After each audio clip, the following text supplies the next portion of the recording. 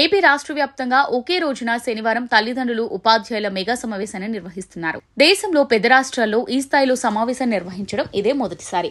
రాష్ట్ర వ్యాప్తంగా 45,094 ప్రభుత్వ ఎయిడెడ్ పాఠశాలలో ఈ కార్యక్రమం కొనసాగుతోంది. బాపట్ల పురపాలక ఉన్నత పాఠశాలలో కార్యక్రమానికి ముఖ్యమంత్రి చంద్రబాబు, విద్యాశాఖ మంత్రి నారా లోకేష్ హాజరయ్యారు. పాఠశాల ప్రాంగణాన్ని పరిశీలించారు. అనంతరం విద్యార్థులతో సీఎం ముచ్చటించడంతో పాటు వారి ప్రగతి నివేదికలు పరిశీలించారు. తర్వాత తల్లిదండ్రులు, పూర్వ విద్యార్థుల సూచనలు, సలహాలు విన్నారు. సమావేశం అనంతరం విద్యార్థులు, తల్లిదండ్రుల సహపంక్తి భోజనాలకు 23 ఫుడ్ కోర్టులు ఏర్పాటు చేశారు. సీఎం చంద్రబాబు, మంత్రి లోకేష్ పిల్లలతో కలిసి భోజనం చేయనున్నారు. మరోవైపు నెల్లూరు నగరంలోని బీవీఎస్ నగరపాలక సంస్థ బాలికల ఉన్నత పాఠశాలలో జరిగిన తల్లిదండ్రులు, ఉపాధ్యాయుల ఆత్మీయ సమావేశంలో మంత్రి నారాయణ పాల్గొని మాట్లాడారు.